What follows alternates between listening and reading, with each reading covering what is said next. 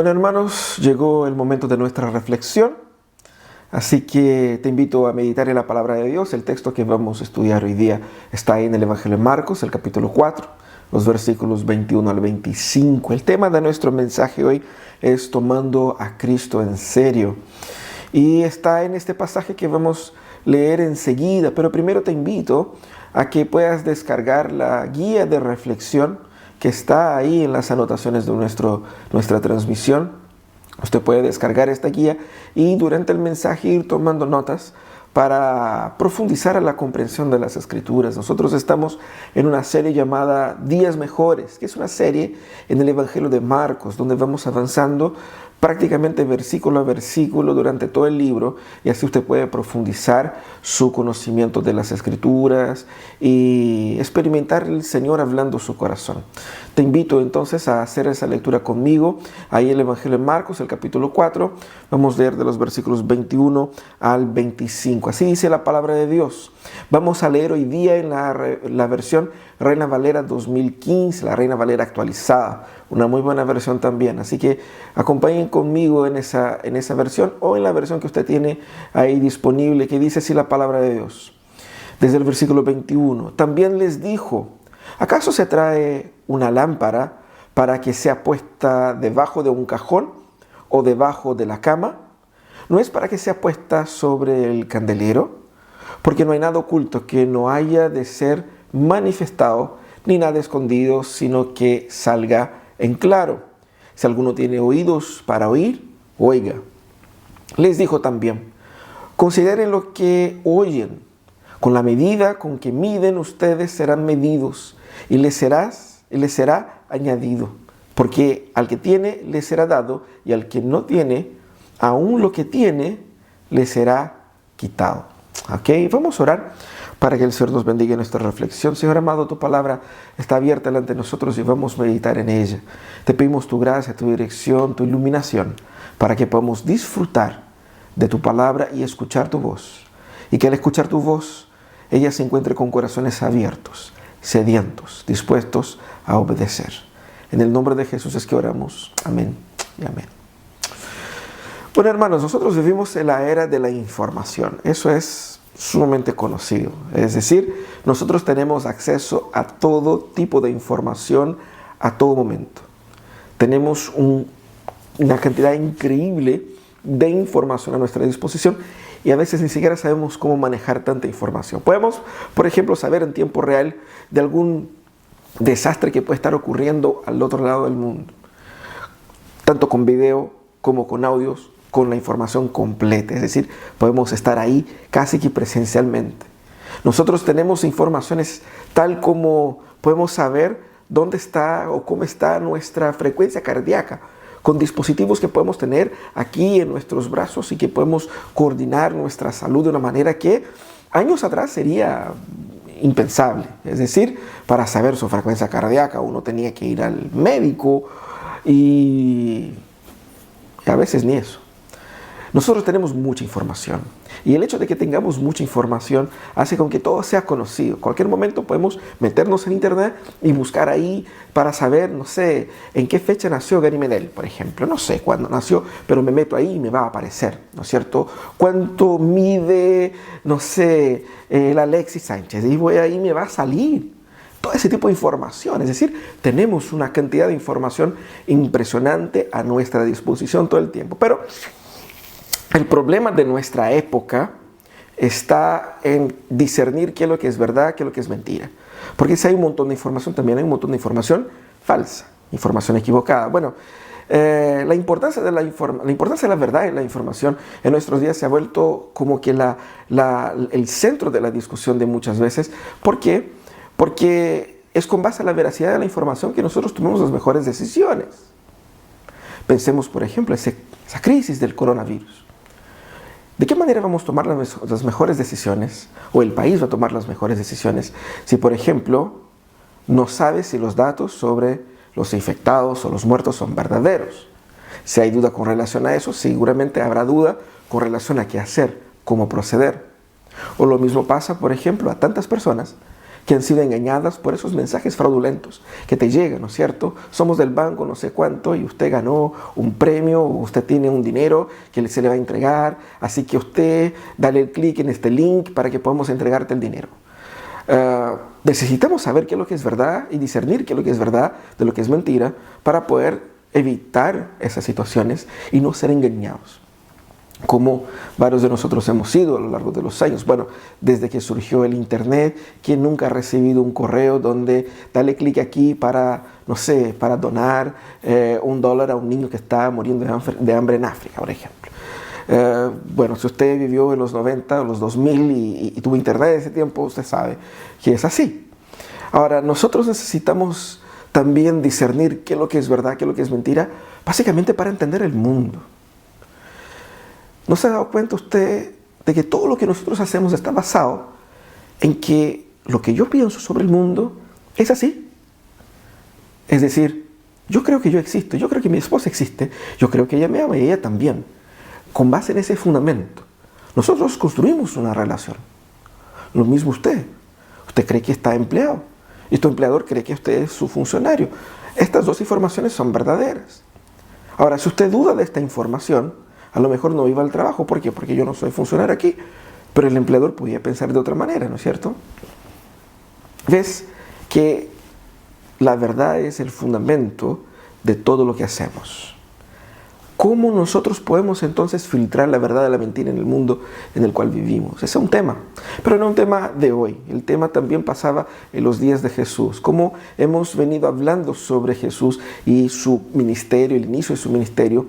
Había algunas dudas sobre quién era Jesús. Personas dudaban de su ministerio, cuestionaban su veracidad e incluso sus discípulos estaban ahí escuchando y no digo que estaban cuestionando, pero ellos estaban en un proceso de aprendizaje. Y Jesús entonces, no solamente a los discípulos, pero también a un grupo más amplio de discípulos, Jesús va y les habla sobre la importancia de entender que lo que Él está diciendo es verdad. Y Él utiliza parábolas. ¿Por qué Jesús utilizaba parábolas? El objetivo de las parábolas era el de revelar la verdad. Revelar la verdad que Jesús encarnaba, la verdad divina, qué es lo que Dios piensa del mundo y qué es lo que es el verdadero reino de Dios en el mundo. Eso es lo que Jesús estaba hablando. Para entender entonces el cristianismo, y eso es lo que Jesús dice acá, es fundamental entender quién es Jesús. Y más, para entender quién es Jesús, es fundamental escuchar al mismo Cristo. Así que, fíjense ustedes, nosotros también pasamos por eso mismo que pasaban los discípulos.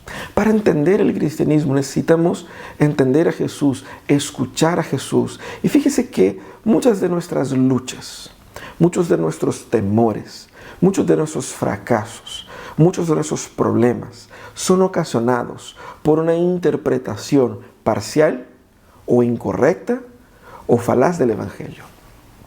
Es por no conocer el Evangelio que muchas veces estamos sumergidos en una serie de problemas. Aún aquellos que son cristianos, aún aquellos que creen que son cristianos, aún aquellos que se están acercando a Jesús, incluso también personas que están bastante distantes de Jesús. Es por no conocer a Jesús que toda esa clase de sufrimiento se nos viene. Así que necesitamos conocer la verdad sobre Jesucristo. Y Él, aquí en la Biblia, nos presenta la verdad. Eso es lo que es. Jesús entonces está llamando a nosotros a que lo tomemos en serio y a que entendamos el cristianismo de la manera como Él propone, como Él presenta. Jesús en ese texto, muy interesante, un texto medio complicado, medio complejo, con algunas palabras un poco difíciles de interpretar. Jesús en ese texto, lo que Él está mostrando aquí son dos principios importantísimos para entender el Evangelio. Hay obviamente varios otros principios que encontramos en otros textos, pero ese texto presenta dos principios fundamentales para entender la verdad del Evangelio, para tomar a Jesús en serio. El primer principio que encontramos en ese texto es el principio de la disponibilidad del Evangelio. El principio de la disponibilidad del Evangelio es lo que vemos en los versículos 21 al 23, donde Jesús utiliza esta parábola de la lámpara, ¿no es cierto? La disponibilidad del Evangelio está en la mismísima esencia del Evangelio. No es El cristianismo no es una fe de misterio, una fe que está oculta y que es entregada solamente a un grupo muy limitado de personas. El cristianismo, por definición, presenta un mensaje que es un mensaje para ser entregado a todas las personas y disponible a todas las personas. De eso está hablando Jesús acá. Por eso él utiliza esa metáfora, esa parábola de la lámpara. Por eso él habla por parábolas de una forma general, específicamente aquí en ese texto de la lámpara, ¿no es cierto? Él dice, ¿para qué sirve la lámpara? Él utiliza dos preguntas acá. Primero él dice, bueno, es que la lámpara está...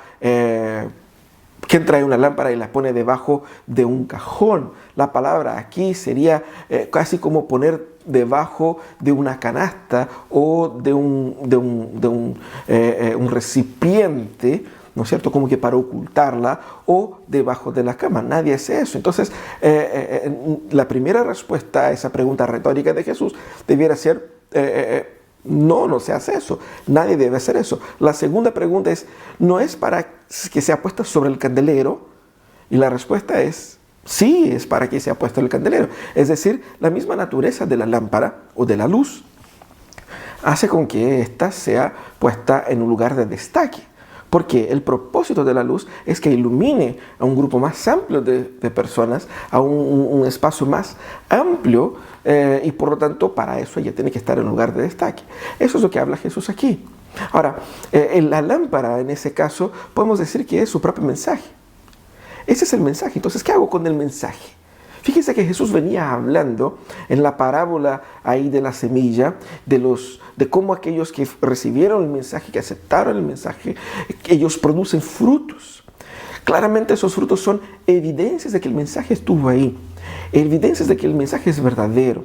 Así que esa luz que irradia es también evidencia de este mensaje verdadero. Por lo tanto, la luz aquí o la lámpara es el mensaje de Jesús. Y el propósito es traer luz a la oscuridad. La repisa que Jesús dice acá en el texto, podemos decir que serían las parábolas, es decir, ese lugar que Jesús pone este mensaje para que llegue a más personas. Básicamente Jesús está explicando por qué él utiliza parábolas, pero la razón por qué Jesús utiliza parábolas está fundamentada en el principio de la disponibilidad del Evangelio. Es decir, el Evangelio es para todos. Dios se ha hecho conocible. Dios se ha hecho disponible. Y en la mismísima encarnación de Jesús apunta a eso. Otra cosa que Jesús hace en ese texto es contestar a aquellos que trabajan por ocultar esa verdad. Él utiliza aquí dos ejemplos, el caso del cajón y de la cama, ¿no es cierto? Básicamente lo que Jesús está haciendo es, con esta metáfora, decir que no tiene sentido ocultar esta verdad bajo cualquier tipo de excusa, o ocultar esta verdad bajo cualquier tipo de interés individual y personalista. Jesús aquí condena en ese texto a aquellos que ocultan la verdad bajo el peso del legalismo y del tradicionalismo en la época de Jesús. Por lo tanto, acusando a los mismos sabios, teólogos de la época, los maestros de la ley. Jesús aquí entonces condena a aquellos que ocultan la verdad de una manera intencional de las personas, que no habla con sencillez para que las personas entiendan. Y eso es lo que hace Jesús. Jesús habla en el idioma de la gente. Jesús habla para que la gente entienda. Jesús habla para bendecir a las personas. ¿Por qué? Porque el mensaje es para ellos. El mensaje es para todos, no solamente para los sabios, no solamente para los más entendidos, no solamente para los más pobres, los más ricos. El mensaje es para todos. Eso es lo que hace Jesús. Condena entonces a aquellos que ocultan la verdad de una manera intencional, pero también a aquellos que ocultan la verdad de una manera no tan intencional, pero que producto de su pecaminosidad y de sus ambiciones, de su poco interés espiritual, ellos ocultan la verdad para otros y para sí mismos. Son aquellos que ocultan la verdad bajo las preocupaciones de la vida, y Cristo los condena acá. No solamente aquellos que ocultan la verdad bajo el cajón del legalismo, pero también bajo la cama. bajo la ordinariedad de la vida. Es decir, la vida tiene tantas cosas, tanto ajetreo, que bueno, no tengo tiempo para pensar en esto. Así que por el mismo hecho de que la verdad sea para todos, Jesús condena a aquellos que tratan de ocultarla a las personas. Así que esa verdad que Jesús dice aquí, ella, por más que intente ocultarla, ella no podrá ser ocultada finalmente. ¿Por qué? Porque esa verdad será finalmente de dominio público. Jesús progresivamente la está revelando. La revelará plenamente en la cruz, y el Espíritu Santo, cuando descienda sobre su pueblo, hará con que esta verdad se multiplique de una forma impresionante. De eso es lo que Jesús está hablando en el texto. Esta verdad de Jesús es imparable. Por esto esta verdad llegó a nosotros. Así que nosotros tenemos acá esa esperanza, esa promesa de que la verdad de Jesús avanzará y todos sabrán, incluso cuando venga Cristo en el último día. En aquel día ya no habrá duda. En aquel día ya no habrá aquellos que no entienden o aquellos que rechacen. En aquel día se hará visible ante todos la verdad, para condenación de unos y para la salvación de otros. Así que Jesucristo, en su mismo ministerio, en su misma encarnación, Él es el cumplimiento de esta promesa. La verdad se sabrá. Cristo será conocido, no solamente conocido, sino que adorado en todo el mundo. Ahora, si el Evangelio es esa verdad maravillosa que ha estado disponible, que Cristo hizo disponible, ¿por qué nosotros ignoramos tanto este mensaje? Quizás usted va a decir, bueno, es que yo no ignoro, yo lo tengo bastante presente. Pero, ¿por qué será que este mensaje tan maravilloso a veces lo ocultamos bajo viejas tradiciones, viejas costumbres carnales que inventamos nosotros? Nos gusta pensar que la religión, que los otros son los que inventan las tradiciones. Las tradiciones las inventamos nosotros. Tú mismo puedes estar inventando una tradición ahora mismo por la manera como te relacionas con este culto online. Una tradición nuestra que no tiene nada que ver con el Evangelio. Porque muchas veces ocultamos la verdad del Evangelio bajo ciertas costumbres y no la disfrutamos tal cual como ella es. ¿Por qué ocultamos la verdad bajo la pereza de conocer a Dios? Porque a veces somos flojos en buscar profundizarnos más en la palabra. Porque a veces nos emociona tanto mensajes que nos tiran para arriba. Pero estos mensajes que alimentan el alma con un alimento sólido nos genera tamaña indisposición. ¿Por qué será que nos cuesta tanto madurar? Si este mensaje es tan maravilloso, ¿por qué será que lo ocultamos bajo una vida sin búsqueda de plenitud espiritual? Sin querer ser llenos del Espíritu Santo, sin querer más de Dios. ¿Por qué tenemos tan poca hambre si este mensaje es tan fabuloso? Jesús está llamando atención a esto también en ese texto.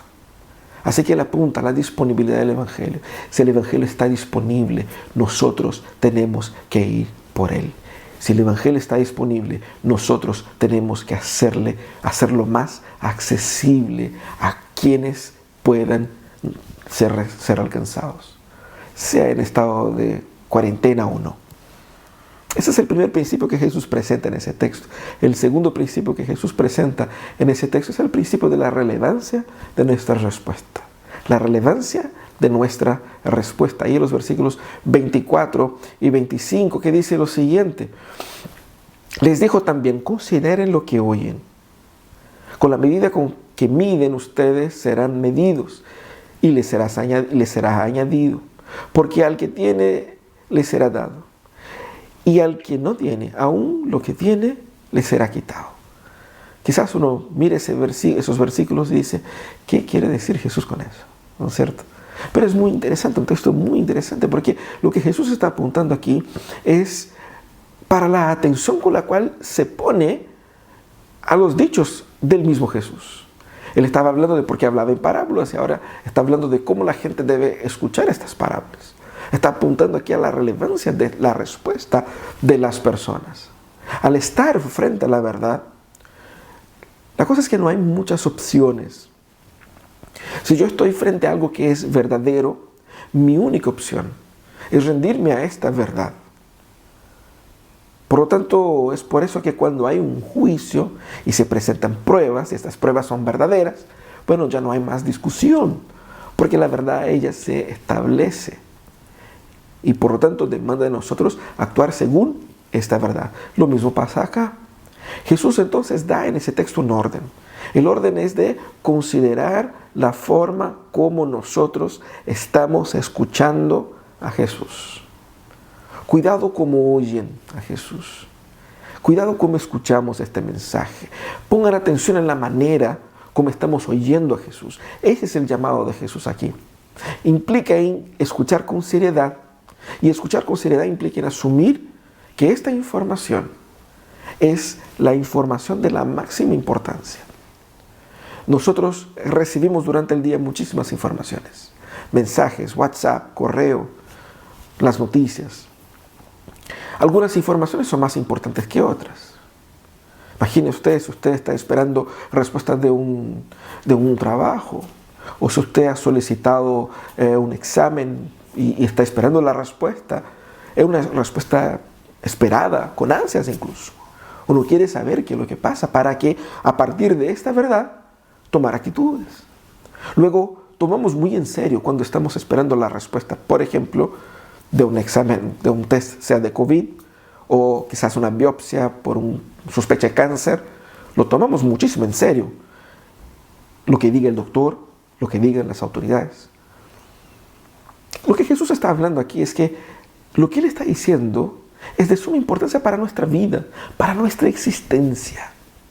Así que yo debo escucharle con lo máximo de atención. Tengo que poner mi corazón en eso, porque de eso depende mi vida.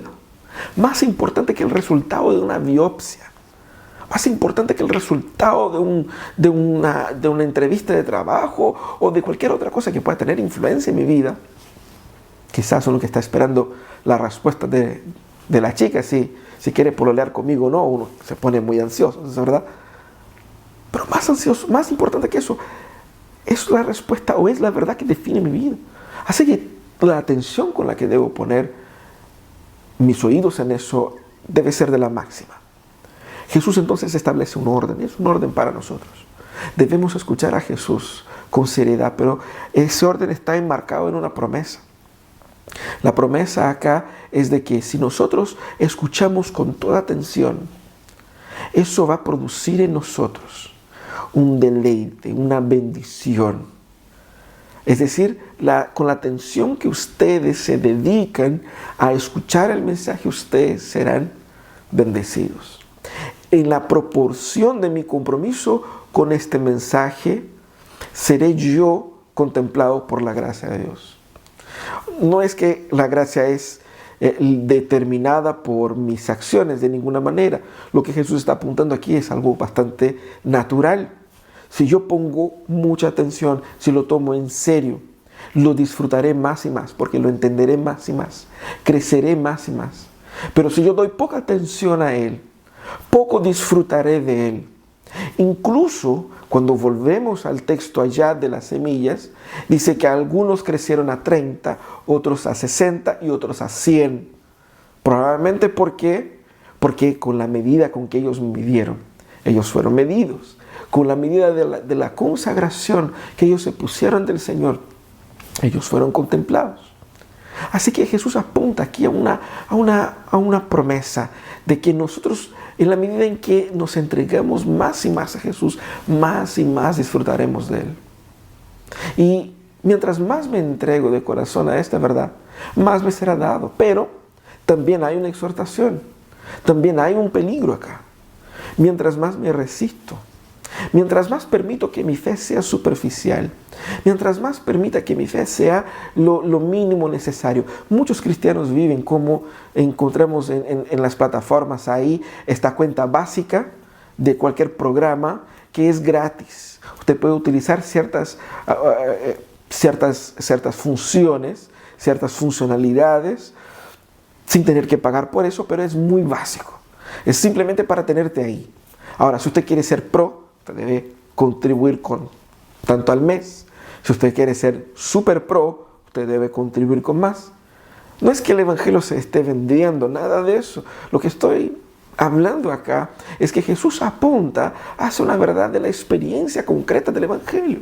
En la medida en que nosotros nos entregamos de cabeza, tomando a Jesús en serio, abriendo el corazón y entregándonos de todo el corazón, disfrutaremos más y más de esta verdad, conoceremos más y más a Él y experimentaremos más y más de su gracia. Esto es así. Si me resisto a la verdad, lo que me queda es solamente la mentira. Y fíjese que eso es interesante. El texto dice ahí, de una forma quizás un poco polémica para nuestros días, porque en nuestros días nosotros queremos que todo sea muy bonito, aunque nosotros resistamos al Evangelio, queremos que aún así esté siempre disponible como si fuera algo sin valor. Jesús está apuntando aquí al valor del Evangelio y a la importancia de nuestra actitud, porque nuestra actitud muestra de qué manera yo valoro este Evangelio. Y dice acá, porque al que tiene le será dado, y al que no tiene, aún lo que tiene le será quitado. Y uno dice, wow, pero eso parece injusto. Pero cuando miramos el contexto y a lo que Jesús quiere decir aquí, nos parece bastante lógico. ¿Por qué? Si lo que me es presentado es la verdad y yo me resisto a la verdad, ¿qué me queda? Solo me quedan informaciones falsas sobre mí, sobre el mundo, sobre la realidad. ¿Y si solo me quedan informaciones falsas? ¿Cómo voy a interpretar el mundo? ¿Cómo voy a tomar decisiones? ¿Cómo voy a reaccionar? Es por eso que muchos que se dicen cristianos viven tomando puras decisiones malas a lo largo de sus vidas. ¿Por qué? Porque de cierta manera sus corazones aún resisten. Y lo poco que tienen, lo poco de verdad que queda ahí, al ser disuelto por ese montón de mentira, pierde efectividad. Es por eso que uno, aún entendiendo algo, no entiende nada. Pero aquel que se dedica de corazón a la verdad entregada por Jesús, experimenta de la profundidad y de un crecimiento exponencial de su conocimiento del Señor y de su caminar con Él. Ahora, si por esa verdad que nos es dada y que nos trae tanta bendición, si nos trae tanta bendición así, ¿por qué nuestra respuesta sigue siendo tibia? ¿Por qué nuestra respuesta sigue siendo floja? ¿Será quizás falta de atención en las palabras de Jesús? No sé si pasa con ustedes, conmigo pasa a veces. Uno está leyendo un libro y los ojos están pasando por las letras, pero la cabeza ya está al otro lado. Y de repente uno tiene que volver 1 o 2 páginas. No solamente 2 párrafos, ¿no? Sería lo mejor, pero a veces uno tiene que volver al inicio del capítulo para saber de qué está hablando ese capítulo. Porque uno está leyendo, pero no puede retener nada porque su cabeza está en otro lado. Muchos cristianos viven así. Están cerca de donde se habla de Jesús, pero no están escuchando nada. Quizás están cerca acá, escuchando este mensaje, y tienen la sensación de que están ahí, pero el mensaje entra y sale y no le produce efecto, porque no están poniendo atención en Jesús, están con los ojos puestos en sí mismos. ¿Qué tanto me gusta esto? ¿Qué tanto me hace sentir bien? ¿Qué tan bendecido seré? Es una preocupación tan grande con uno que no pueden imaginar verdaderamente quién es Jesús y qué es lo que Jesús espera de ellos. Por lo tanto, debemos pensar, ¿por qué me falta? ¿Por qué a mí a veces me sigue siendo tan difícil profundizar mi experiencia con Jesús? Porque también puede ser falta de fe. También puede ser falta de una real y verdadera fe en Jesús. Quizás mi fe no se ha desarrollado porque yo no he profundizado mi conocimiento en las Escrituras. ¿Qué necesito para tener más fe? Leer más la Biblia, eso es lo que necesito. Estudiar más las Escrituras, orar más. ¿Cómo puedo mejorar mi fe? No hay mágica en eso. Es un caminar con Jesús. El caminar con Jesús se da así. Estar en comunión con los hermanos de la iglesia, aunque sea de forma virtual, porque en ese contacto, en ese roce, yo aprendo, yo soy edificado. También significa que yo debo tener más contacto con las Escrituras, sistemático, verdadero, directo, semanal, para que yo pueda aprender de verdad de lo que Dios es y lo que Dios significa para mí y para que yo sea transformado. Debemos hacer como Jesús dice acá, y destacar la importancia de nuestra respuesta, nuestra postura ante la verdad que nos es presentada. El mundo es un mundo de infinitas informaciones. Y lamentablemente mucha gente piensa que el Evangelio de Jesús es una información más, es un tema más. Pero el Evangelio no es eso. En ese mundo de infinitas informaciones, el Evangelio no es una información como las demás. Como un otro correo en su buzón, como un otro WhatsApp que te llega en un grupo. El mensaje del Evangelio es un mensaje único. Esta noticia es la noticia que trae luz a ese mundo de tinieblas que nosotros estamos viviendo. Esa noticia es la que trae paz al corazón desesperado, que ya no sabe qué hacer con su matrimonio, con su hijo, con su vida, con su negocio, con su empleo. Ya no sabe más cómo pagar las cuentas, ya no sabe más cómo alimentar su familia. ¿Dónde voy a encontrar aliento? En la palabra de Dios, en la palabra de Dios. Porque también es en la palabra de Dios que yo me encuentro con ese Dios proveedor, ese Dios protector, pero ese Dios que me llama a que para disfrutar más y más de esa experiencia de providencia, de esa experiencia de protección, de esa experiencia de salvación, yo me tengo que lanzar por entero. No a medias, no poco a poco, es de cabeza y es integralmente. Porque esa verdad es la verdad también que desafía mi corazón duro, mi corazón orgulloso, que cree que sabe la respuesta, que cree que entiende el mundo, que cree que sabe todas las cosas. Y en la medida en que esa verdad es expuesta, la dureza de mi corazón se va derritiendo. Y puedo entonces disfrutar de una relación real con Dios, de una espiritualidad sensible y no meramente racional. Esa luz, la luz del Evangelio, es la única esperanza para el mundo en el cual vivimos. Ese mensaje es el mensaje que transforma el mundo. Y no nos fue traído por ningún activista adolescente, no nos fue traído por ningún magnate lunático, no nos fue traído por ningún gobierno ni ninguna organización, por ninguna autoridad.